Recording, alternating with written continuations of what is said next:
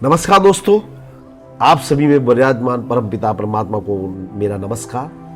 दोस्तों, आज के वीडियो में हम श्री रामकृष्ण परमहंस के जीवन का एक प्रसंग जानने वाले हैं। तो रामकृष्ण के जीवन में उल्लेख है कि एक शूद्र महिला ने रानी रासमणी ने मंदिर बनवाया।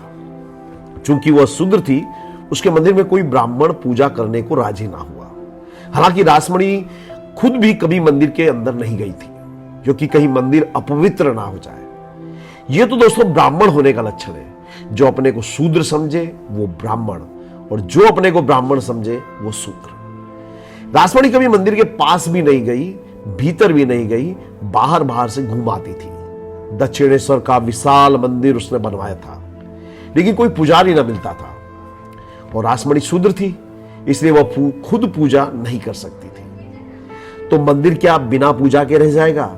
वह बड़ी दुखी थी, बड़ी पीड़ित थी, रोती थी, चिल्लाती थी कि कोई पुजारी भेज दो। फिर किसी ने खबर दी कि गदाधर नाम का एक ब्राह्मण लड़का है, उसका दिमाग थोड़ा गड़बड़ है, शायद वह राजी हो जाए। क्योंकि यह दुनिया इतनी समझदार है कि इसमें शायद गड़बड़ की दिमाग के लोग कभी थोड़े से समझदार हो तो हो। यह गदाधर ही बाद में रामकृष्ण बने। गदाधर को पूछा, उससे कहा कि ठीक है, आ जाएंगे। उसने एक बार भी ना कहा कि ब्राह्मण होकर मैं शूद्र के मंदिर में कैसे जाऊं। गदाधर ने कहा, ठीक है, प्रार्थना यहां करते हैं, वहां करेंगे। घर के लोगों ने भी रोका, मित्रों ने भी कहा कि कहीं और नौकरी दिला देंगे, नौकरी के पीछे अपने धर्म को खो रहा है। पर गदाधर ने कहा, नौकरी का सवाल नहीं है, भगवान बिना पूजा के रह जाएं, यह बात जचती नहीं। मगर तब खबर रासमणी को मिली कि यह पूजा तो करेगा, लेकिन पूजा में यह दीक्षित नहीं है। इसने कभी पूजा नहीं की है, यह अपने घर ही करता रहता है। इसकी पूजा कोई शास्त्रीय ढंग, कोई विधि विधान नहीं है। और इसकी पूजा भी जरा अनूठी है।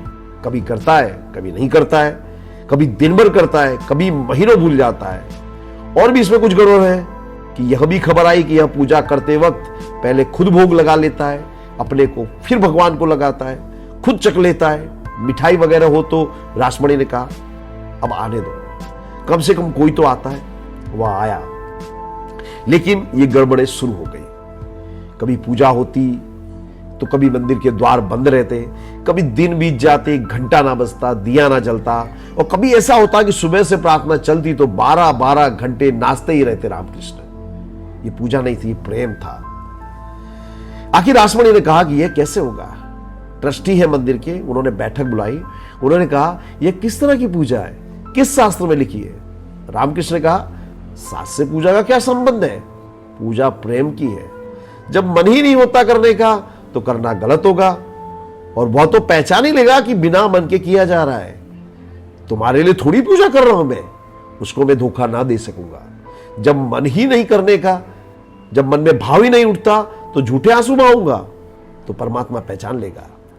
वह पूजा ना करने से भी बड़ा पाप हो जाएगा कि भगवान को धोखा दे रहा हूं। जब उठता है भाव तो इकट्ठी कर लेता हूं, 2-3 दिन, सप्ताह की एक दिन में निपटा देता हूं, लेकिन बिना भाव के मैं पूजा नहीं कर पाऊंगा।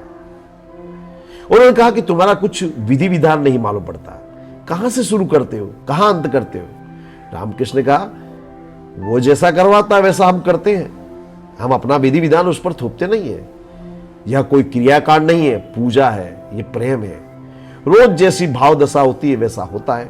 कभी पहले फूल चढ़ाते हैं, कभी पहले आरती करते हैं, कभी नाचते हैं, कभी शांत बैठते हैं, कभी घंटा बजाते हैं, कभी नहीं बजाते हैं। जैसा मन में आविर्भाव होता है, भीतर जैसा वह करवाता है वैसा करते हैं। मैं तो बांस की पोंगरी बज जाता हूं और ईश्वर जो चाहे वो सुर मेरे अंदर से पैदा करता है। उन्होंने कहा, यह भी जाने दो, लेकिन यह तो गुनाह है कि तुम पहले खुद चख लेते हो, फिर भगवान को भोग लगाते हो। कहीं दुनिया में सुना है पहले भगवान को भोग लगाओ फिर प्रसाद ग्रहण करो? तुम भोग खुद को लगाते हो, प्रसाद भगवान को देते हो। रामकृष्ण ने कहा, यह तो मैं कभी ना कर सकूंगा, जैसा मैं करता हूं वैसा ही करूंगा। मेरी मां भी जब कुछ बनाती थी तो पहले खुद चख लेती थी, फिर मुझे देती थी। पता नहीं देने योग्य है या नहीं। कभी मिठाई में शक्कर ज्यादा होती है, मुझे ही नहीं जचती तो मैं उसे नहीं लगाता।